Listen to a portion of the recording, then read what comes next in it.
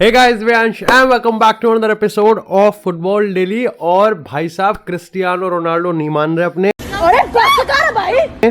Cristiano Ronaldo ने भैया यहाँ पर रिकॉर्ड बना दिया है। उनके करियर का एक बहुत बड़ा अचीवमेंट यहाँ पर है भाई। उन्होंने अपने सीनियर 1200th अपीयरेंस में यहाँ पर गोल स्कोर किया है। फॉर इंस्टेंस यहाँ पर जब उन्होंने 1000वां मैच अपने कम्पीट कर रहे थे तब वो जुवेंटस में थे और तब भी उन्होंने यहाँ पर गोल स्कोर किया था।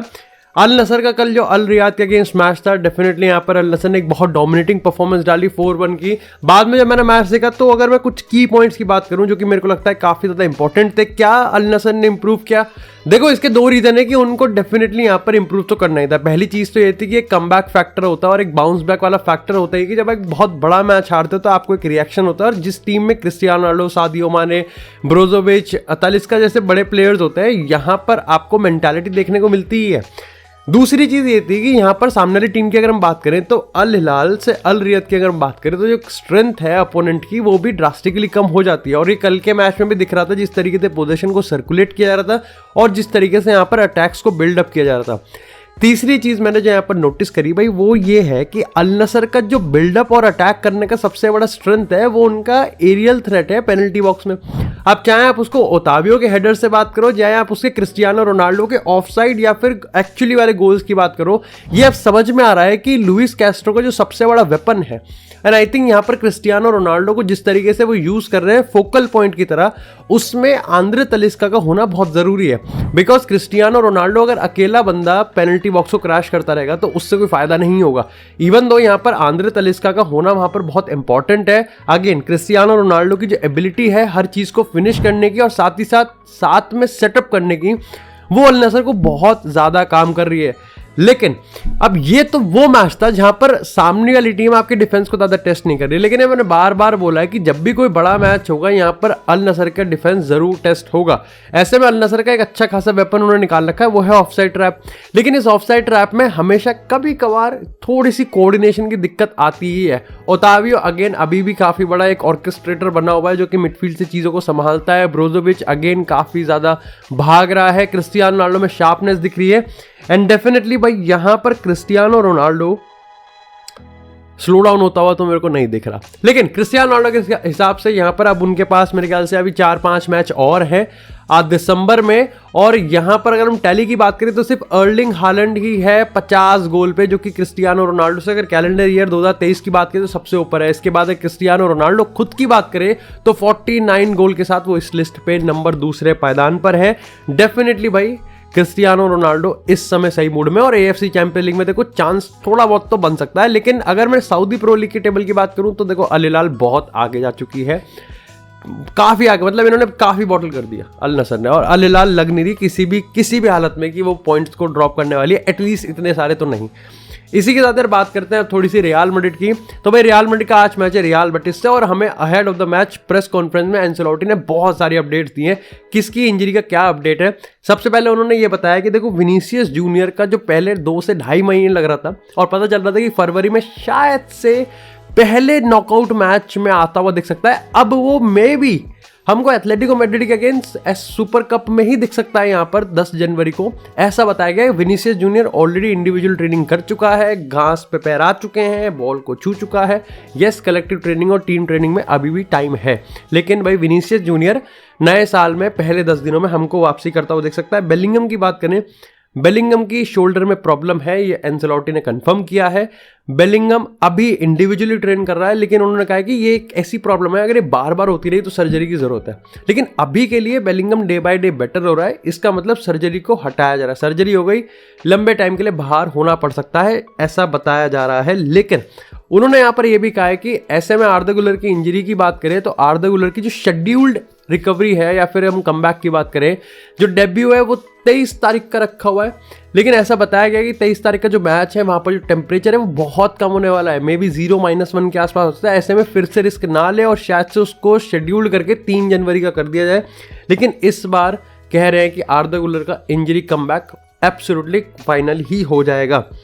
इसी के साथ अगर बात करें यहाँ पर मैनचेस्टर यूनाइटेड की और चेल्सी आर थोड़ी प्रीमियर लीग से अगर हम ट्रांसफर मेल बैक की बात करें तो डेविड ऑर्नस्टीन से काफ़ी सारे Q&A क्वेश्चंस पूछे गए और उसमें से काफ़ी इंटरेस्टिंग मैं तुम्हारे लिए उठा रहा है। सबसे पहले अगर यूनाइटेड की बात करें तो यहाँ पर वरान के रिगार्डिंग उन्होंने कहा कि देखो वरान आउट ऑफ फेवर टेन हैग से है, बिल्कुल है, और ये भी बताया गया कि वरान वो प्लेयर होने वाला है जिसके लिए यहाँ पर मैनचेस्टर यूनाइटेड ऑफर सुनेगी।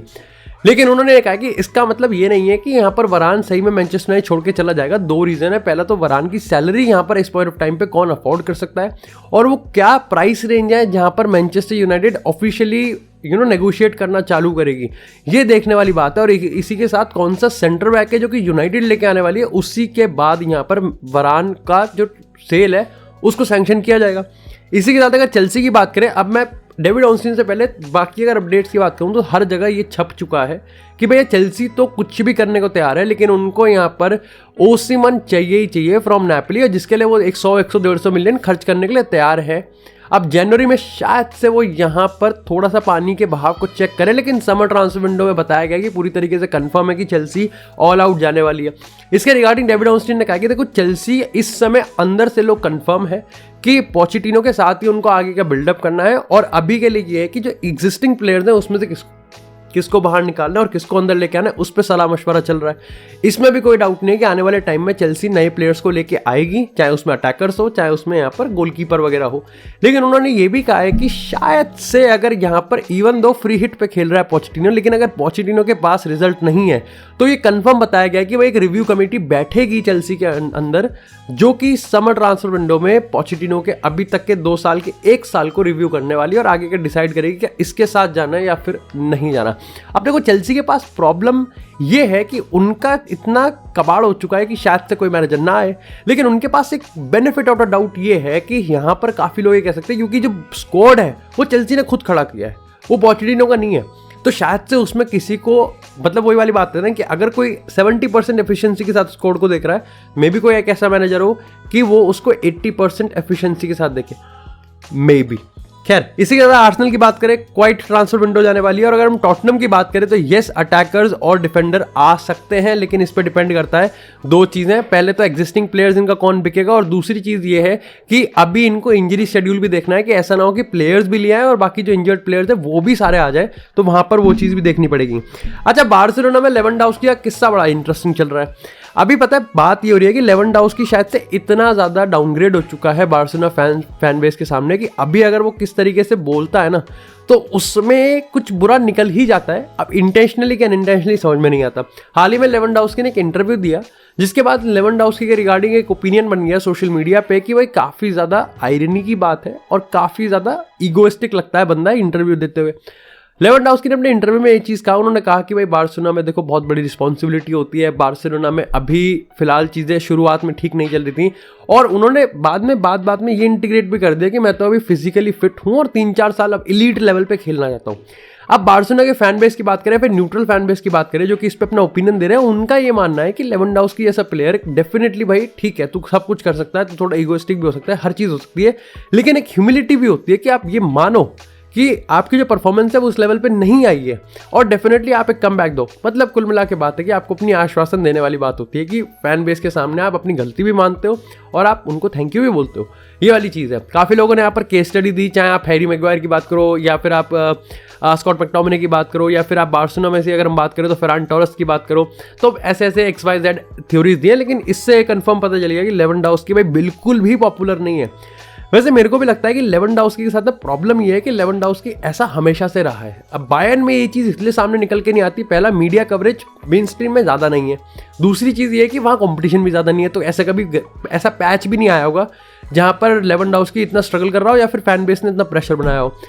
तीसरी चीज़ यहाँ पर यह है कि बार्सिलोना का जो अभी का कल्चर है वो ये है कि भाई अभी उनको प्लेयर्स में तो कैरेक्टर चाहिए अभी उनको, और यहाँ पर लेवेंडोव्स्की हेल्प नहीं कर पा रहा है। इवन तो गुंडोगन की अगर बात करूं तो वो कंप्लीटली डिफरेंट है और कंप्लीट ऑपोजिट यहाँ पर ऑफर करता है।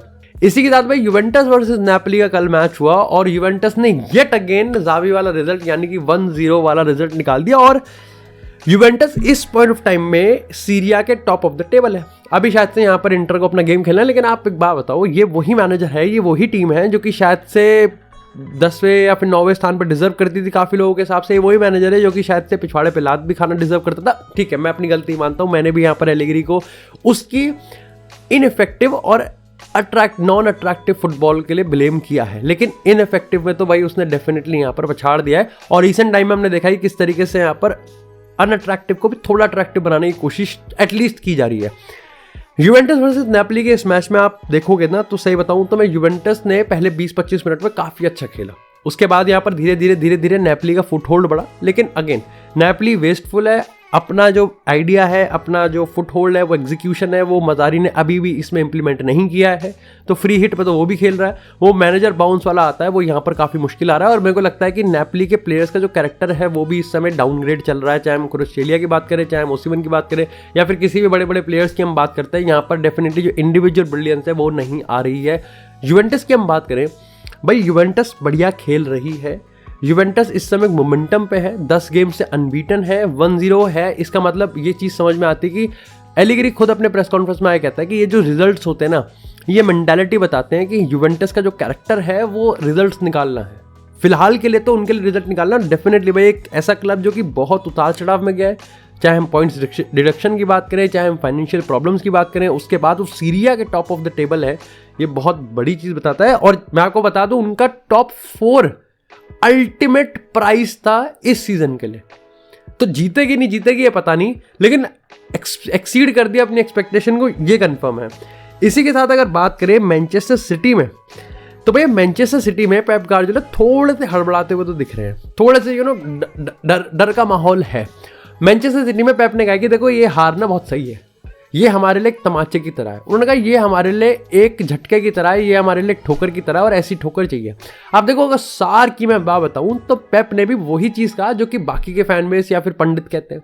उन्होंने भी यही कहा कि मैनचेस्टर सिटी का ये अब एक तरीके से रीज़न है, ये एक तरीके से आप कह सकते हैं इंतकाम वाला एक समय बनेगा जब यहाँ पर मैनचेस्टर सिटी इन चीज़ से सीख के इम्प्लीमेंट करेगी। और आप कह सकते हो कि उनका कहने का मतलब ये था कि एस्टन विला के अगेंस्ट जो पॉइंट ड्रॉप करें, लूटन टाउन के कच्चे फाड़ेंगे हम। हाउएवर उन्होंने ये कहा है कि शायद से मैनचेस्टर सिटी ना जीते, लेकिन अगेन द पॉइंट इज कि मैनचेस्टर सिटी में टैक्टिकली ट्विक्स तो करने पड़ेंगे। सिस्टम इस समय परफेक्ट नहीं है, लेकिन असल में बात यह कि मैनचेस्टर सिटी से पिछले कुछ डाउन द ईयर्स की बात करें तो सिस्टम कभी परफेक्ट नहीं होता, किसी का भी नहीं होता, लेकिन अभी सिस्टम फार फ्रॉम परफेक्ट है और उसके इम्प्लीकेशन हमको ऑलरेडी पॉइंट्स टेबल पर दिख रहे हैं। यस, काफ़ी लोगों का बेनिफिट ऑफ द डाउट होता है कि भाई पेप बॉटल नहीं करती मैनचेस्टर सिटी, उनके पास चाहे रिसोर्सेज की बात करें, उनके पास चाहे आईक्यू की बात करें, उनके पास चाहे मैनेजर की बात करें, उनके पास चाहे कैरेक्टर की बात करें, हर एक में कहीं ना कहीं वो बाजी मार ही जाएंगे, जहां पर आर्सेनल लिवरपूल वगैरह नहीं मार पाएंगे। तो ऐसे में यहाँ पर पेप ने तो एक तरीके से बॉन्डिंग सिस्टम दे ही दी है कि भाई यहाँ पर मैनचेस्टर सिटी को अब कम बैक करना पड़ेगा। ल्यूटन टाउन एक तो गोल्डन चांस ही है। अगर ल्यूटन टाउन के अगेंस्ट में यहाँ पर प्रॉब्लम है, फिर प्रॉब्लम यहाँ पर खड़ी होती हुई दिख सकती है। डेफिनेटली भाई, thank you so much guys for watching this episode. अगर आपको एपिसोड पसंद आया तो एपिसोड को लाइक करें, चैनल को सब्सक्राइब करें। आपको इसी तरह फुटबॉल से एक्सक्लूसिव कंटेंट चैनल में मिलता रहेगा। तब तक के लिए stay tuned, stay safe and I will see you guys in the next episode.